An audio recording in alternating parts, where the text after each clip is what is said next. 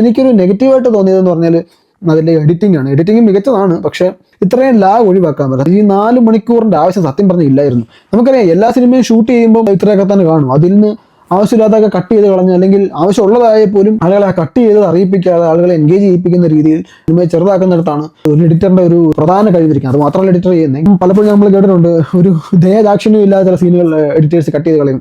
കഷ്ടപ്പെട്ട് ഡയറക്ടേഴ്സ് ഒക്കെ ഷൂട്ട് ചെയ്ത പല സീനുകൾ. അതിന്റെ ഒരു കുറവ് എനിക്ക് അവിടെ സത്യം പറഞ്ഞത് ഫീൽ ചെയ്തു. കാരണം സിനിമ ഇഷ്ടപ്പെട്ടെങ്കിലും ഒരുപാട് ലാഗ് ഫീൽ ചെയ്തു.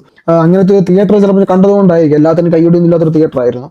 പക്ഷെ കുറേ ഭാഗത്ത് പല സീനുകളും വെട്ടിച്ചുരുക്കാൻ പറ്റും. സീൻ മുഴുവൻ വെട്ടിക്കളഞ്ഞില്ലെങ്കിൽ പോലും പല ഇമോഷണൽ സീനുകളും വെറുതെ ഇട്ടയക്കുന്നത് പോലെ തോന്നിയിട്ടുണ്ട്. ഈവൻ നരേന്ദ്രമോദിയുടെ സീനുകളായാലും, നരേന്ദ്രമോദിയൊക്കെ വെറുതെ വെച്ചാൽ 2-3 മിനിറ്റ് അതിൻ്റെ ഒന്നും ആവശ്യമില്ല. അതൊന്ന് ജസ്റ്റ് ഒന്ന് കാണിച്ചാൽ കാര്യം അറിയാമല്ലോ എന്തുവാണ് സംഭവിച്ചത്. ഇപ്പം നോട്ട് നിരോധനമാണെങ്കിൽ നോട്ട് നിരോധനം പുള്ളി പറഞ്ഞതിൻ്റെ ഒരു ഒറ്റ സീൻ കാണിച്ചാൽ മതി. നമ്മുടെ ആട് സിനിമയ്ക്കകത്തിൽ നോട്ട് നിരോധിക്കുന്ന പറയുന്ന ഒരു സീൻ ഉണ്ടല്ലോ ചെറിയ, അത്രയും കാണിച്ചാൽ പോലും മതി. നമുക്ക് സംഭവം നമുക്ക് അറിയാവുന്നത് കൊണ്ട് അത്ര ഡീറ്റെയിൽ ആയിട്ട് കാണിക്കേണ്ട കാര്യമില്ല. അതുപോലെ ഓരോ കാര്യങ്ങളും കട്ട് ചെയ്ത് സുഖമായിട്ട് അത് ചെറുതാക്കാമായിരുന്ന സിനിമ.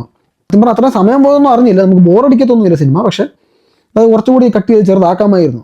പ്രത്യേകിച്ച് ആദ്യത്തെ ആ ഒരു ഫാൻസ്, അല്ലെങ്കിൽ ആ ഒരു വൈബ്രന്റ് ഓഡിയൻസിന് തള്ളിക്കയറ്റാൻ കഴിഞ്ഞുള്ള ഒരു ഫാമിലിയൊക്കെ ലെവലിലുള്ള ഒരു രീതിയിലേക്ക് സിനിമ മാറിക്കഴിയുമ്പോൾ എനിക്ക് തോന്നുന്നു കുറച്ചുകൂടെ ലാഗാവാൻ സാധ്യതയുണ്ട്. കാണുന്നവർക്കും അത് ഫീൽ ചെയ്യാൻ സാധ്യതയുണ്ട്. കാരണം ഒരുപാട് കയ്യടിയും ബഹളമൊന്നും ഇല്ലാത്താവുമ്പോൾ.